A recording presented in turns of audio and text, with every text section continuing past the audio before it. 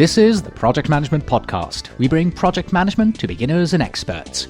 Find us on the web at pm-podcast.com or send your emails to info@pm-podcast.com. Hello and welcome to this premium episode number 166. I am Cornelius Fichtner. This is the Project Management Podcast. Nice to have you with us. This is a premium episode, and normally that means that only our paying premium subscribers can listen to it. But we have decided that for a second time, in just 2 weeks, we are giving everyone access to this premium episode. Why? Because this episode is once again not about project management per se, just like the one last week, but it is about job searching strategies. In particular, it is a discussion with career coach Tim Terrell-Smith about a presentation he recently gave called Career Networking with a Purpose. And because there are so many project managers out there looking for a job who need help with their career networking, well, I found that it's important to let everybody hear this and help them find their next job. But as always, my gratitude goes to everyone who has a paid premium subscription. Thank you for supporting the Project Management Podcast. Your subscription helps us pay our expenses. So, put on your name tag and take out those business cards. It's networking time. Enjoy the interview. The Project Management Podcasts feature interview. Today with Tim Terrell-Smith, creator, speaker, and blogger at timsstrategy.com.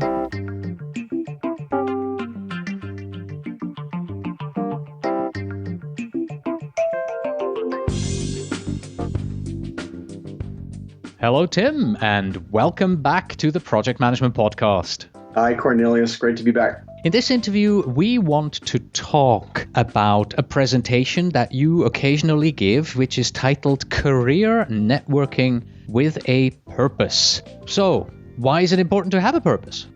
Well, one of the things that I do in this presentation is I ask people 3 questions. And my goal with those questions is to provoke people a little bit, because I think that in some ways, people are out there networking, which is great. But without a purpose, your networking isn't giving you a whole lot of value. So I ask people 3 questions. What are you doing here? Because I'm at a networking event. What are you doing here? Why today? Why this event? Do you even know? The second one is, who are you here to meet? Do you have a specific plan? Was there somebody that you knew was going to be here today that you wanted to take the time to come to this meeting to come to meet? And third, how does this event support your goals this week? And the question is there to say, do you even have goals this week? Because a lot of people that I meet don't have specific goals that they set for themselves. And when I go and present, I have a card that I hand out that basically says, my goals in job search this week are, and there's 10 lines to fill in. 2 things per day to keep you focused on the right stuff. So those are the questions that I ask. And in the end, what I ask people to do is to set a specific plan for networking. And the line that I use, which I think is just a great line, is networking without a purpose is just socializing. And while socializing can be a lot of fun, and I like to hang out with my friends, I'm not going to justify spending 3 hours at a networking event away from my family if all I'm doing is socializing, not even looking at the fact that I'm not progressing my job search forward. So networking with a purpose is just really, really important to make sure that you've got a plan for what you're doing and you're taking time to do the right things. You know, when I think back to the time when I was looking for a job, I attended many career networking events, but, I never asked myself these questions. What am I doing at this career networking event here? Who do I want to meet here? And how does going to this event support my goals? I don't think I ever ask myself these 3 very simple and powerful questions. How often do people tell you that, I know the answer to these questions? I'd love to say that it was often. The answer is rarely.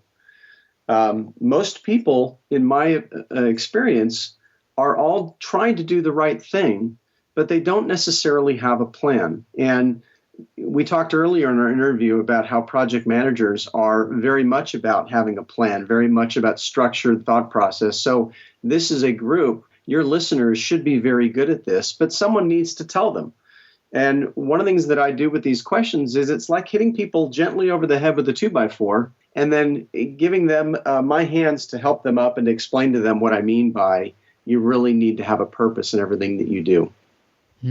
One of the recommendations you give in the presentation is to know yourself. And I believe that has to do with the style of how you network, right?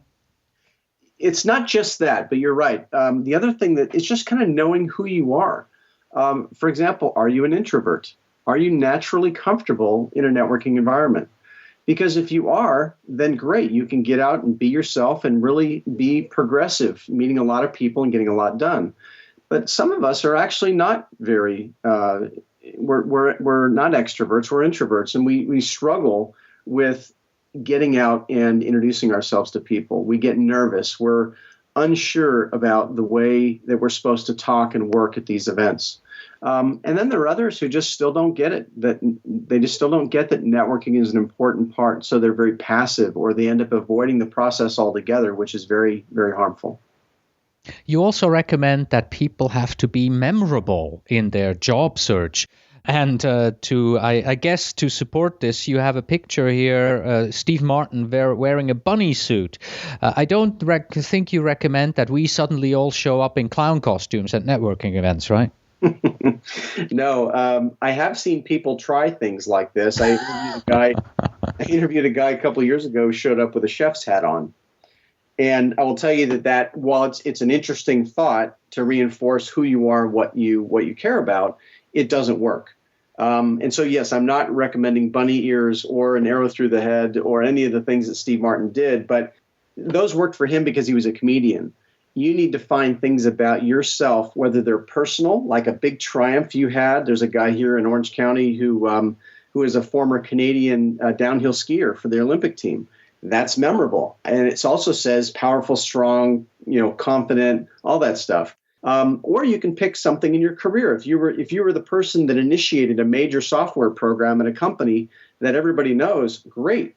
Tell me those things so that I can remember you. You have to remember that if you're meeting 15 to 20 people a week, everybody else is meeting 15 to 20 people a week as well. And after a month, we've met 80 people. How the heck do you remember 80 people? Well, the only way you do is if you either make a connection with somebody, or in addition to that connection, you give people a reason to remember you, something unique to you that allows people to say, oh, yeah, I remember the guy who ... One of the things I was never sure about when I was doing a job search is whether or not I should have a job search objective on my resume.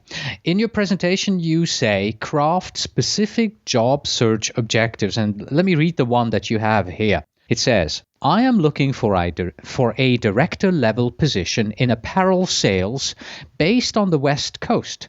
My target companies include Nike, Under Armour, and Adidas. So, should I put this job search objective onto my resume or not? No.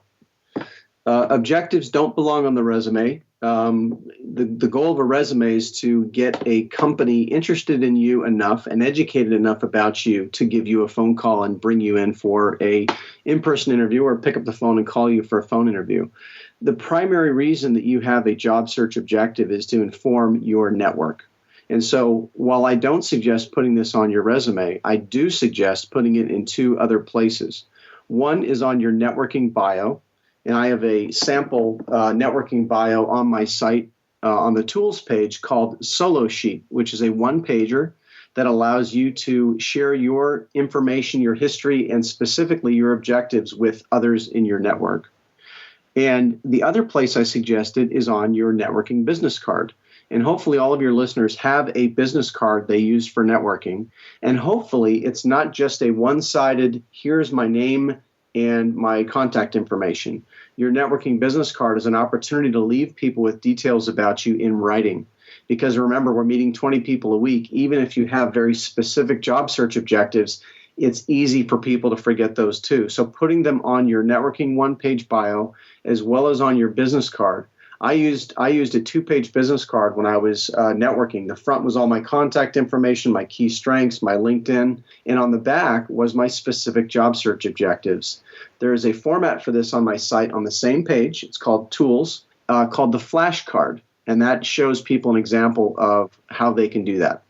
In our first interview, we talked about your book, The 30 Job Search Ideas, and the first major section in that book talks about job search strategies.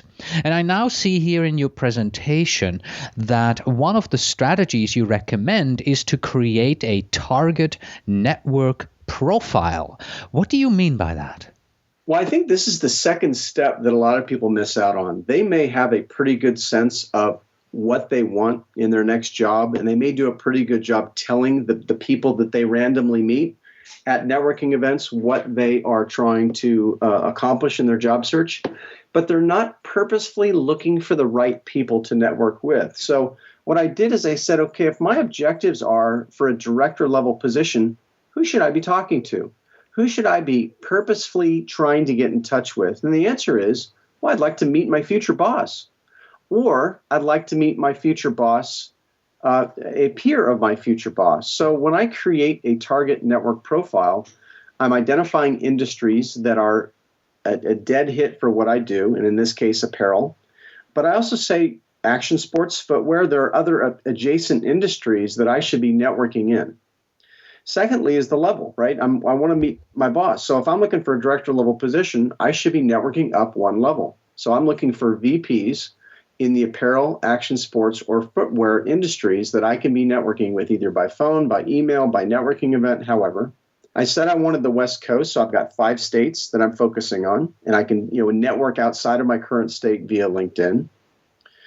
And then I'm a sales guy, so I want to meet sales VPs because they might be my future boss.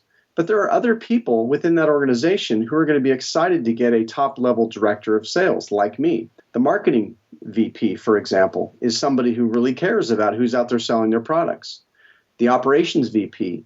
So now I've got, if I've got 10 target companies, I've now got 30 people on my list, and it's a very highly targeted list of people who either may hire me directly as the hiring manager or may influence or suggest to the hiring manager in their company that they take a look at me.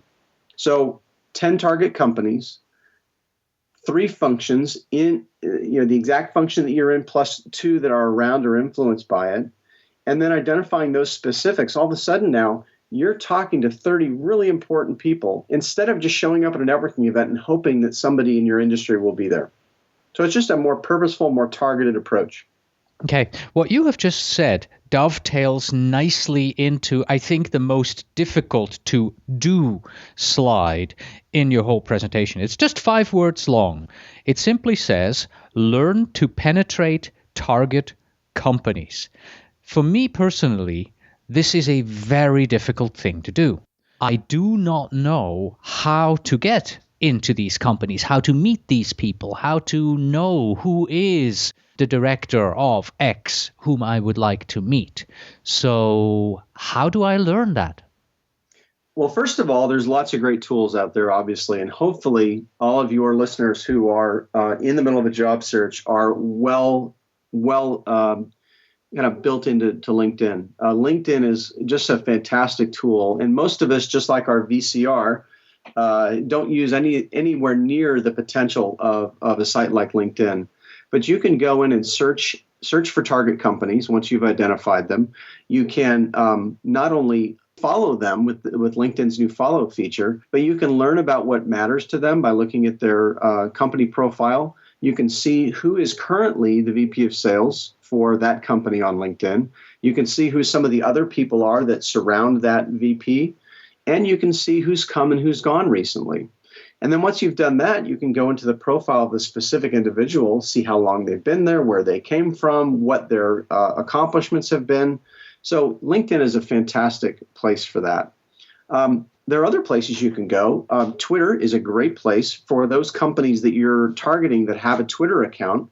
There's a lot of great content out there. Companies tend to tweet what they're doing, what they're proud of, press releases. And you can actually on Twitter begin a conversation with people. If you follow your target company and they follow you back, you can send messages, you can send direct messages, and begin to create a relationship with someone at that company who, when you go to interview, hopefully at some day, not only will you know a little bit about the company, but you may even know a little bit about the person that tweets for them.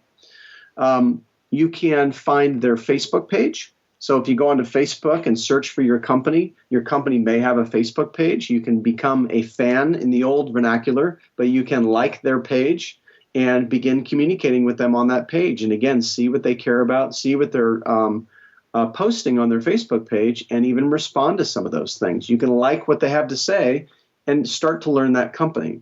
So those are 3 ways, I think, with social media to really very quickly be able to utilize that for getting to know and getting in touch with target companies.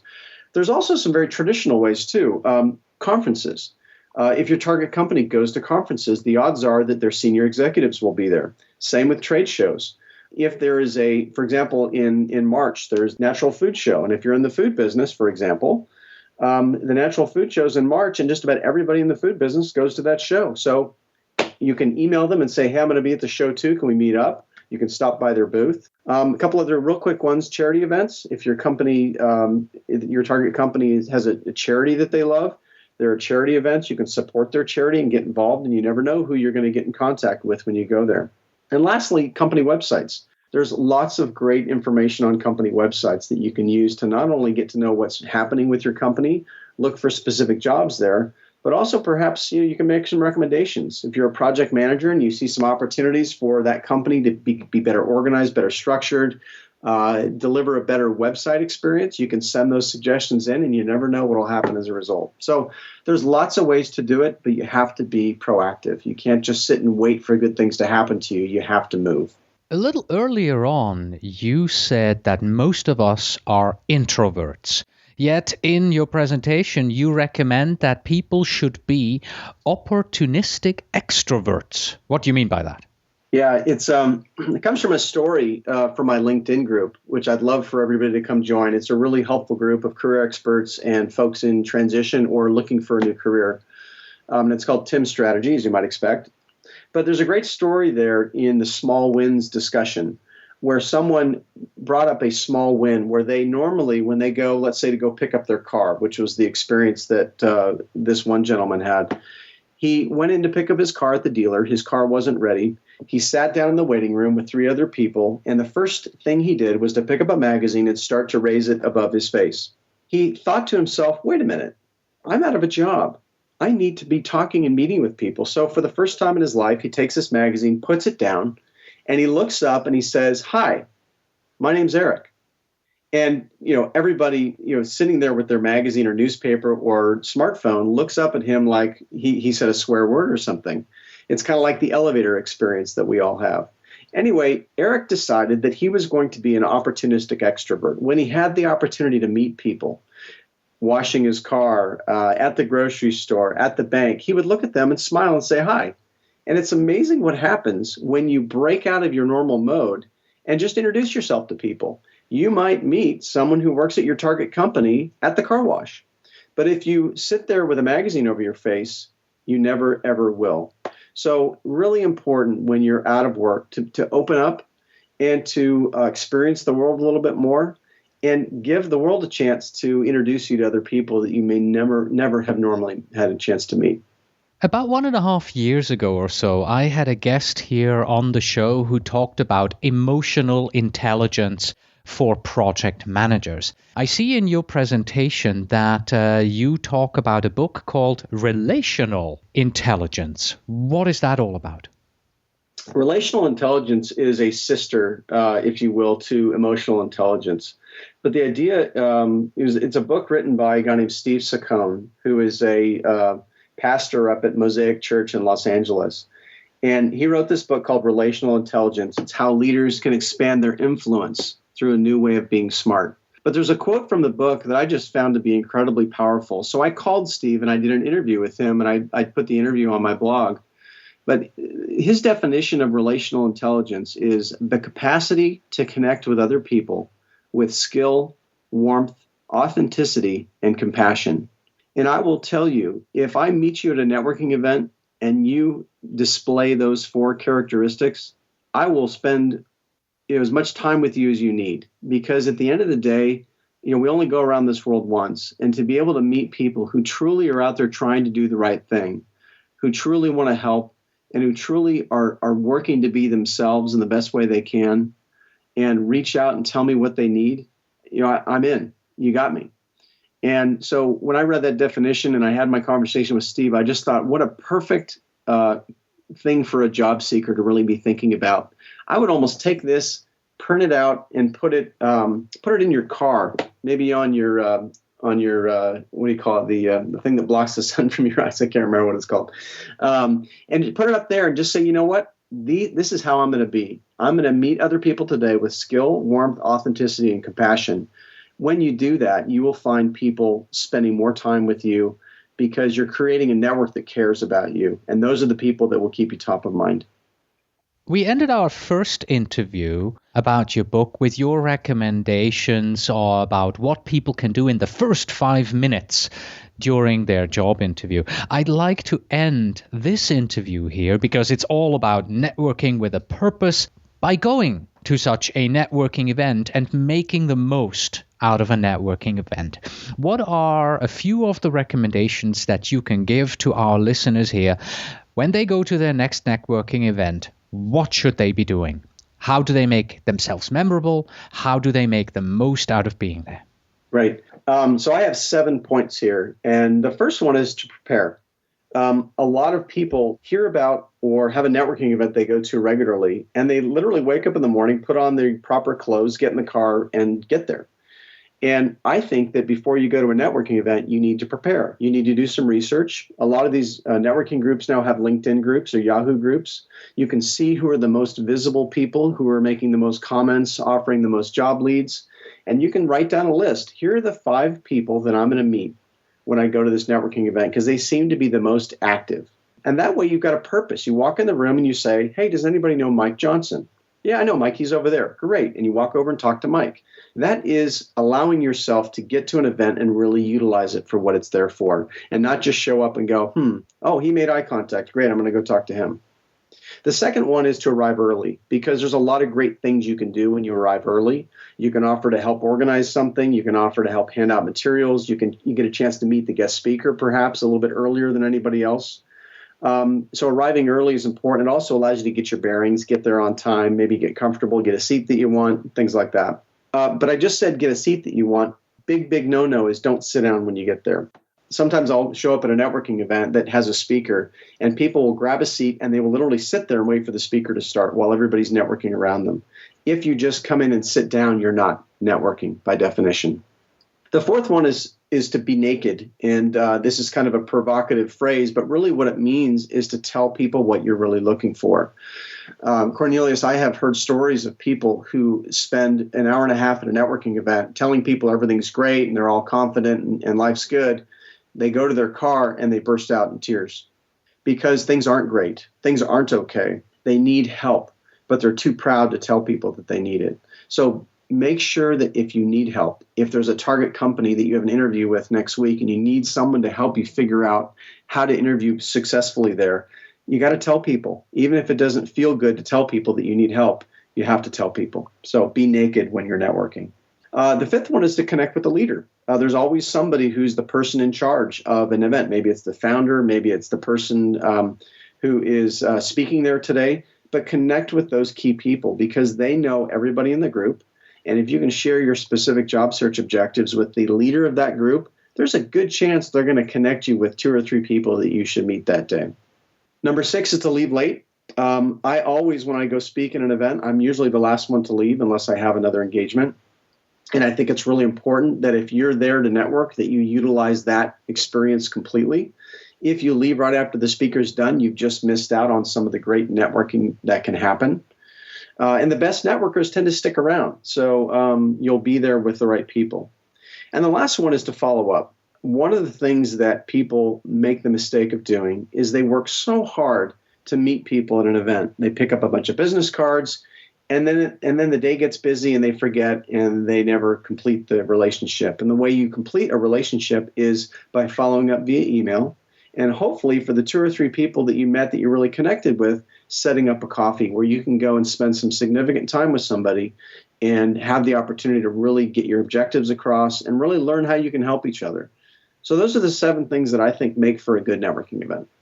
All right, to repeat, prepare, arrive early, don't sit down, be naked, connect with the leader, leave late, and then follow up. You can find all this great information on Tim's website, which is timsstrategy.com, and you can also connect with Tim Terrell-Smith in LinkedIn and join his group, which is also called Tim's Strategy. So, Tim, thank you very much for being here today. Appreciate it. I really enjoyed it. Thank you for having me. And that was Career Networking with a Purpose with Tim Terrell-Smith. Remember that you can download his book, 30 Ideas for a Successful Job Search, for free on his website. But if you prefer to read it as a hard copy, then why not take a chance and participate in our book giveaway? Just go to facebook.com/pmpodcast and look for the announcement with the book giveaway. And just add a comment. It doesn't matter what you write in your comment in order to get a chance to win. And of course, if you are a premium subscriber, then there is no action necessary. 1 copy is already reserved for you, but go to Facebook anyway and double your chances. That's it for today. Thank you very much for listening. As always, you can find us on the web at pm-podcast.com. If you are a project manager who wants to become a PMP, then the easiest way to do so is with our sister podcast, the Project Management Prepcast and Study for the Exam, by watching over 38 hours of video training from pmprepcast.com. Please send your emails to info@pm-podcast.com, and when you write, please tell me where in the world you are writing from. And finally, we have this. Bad news is not like good wine. It does not improve with age and should go into the project status report immediately. Until next time.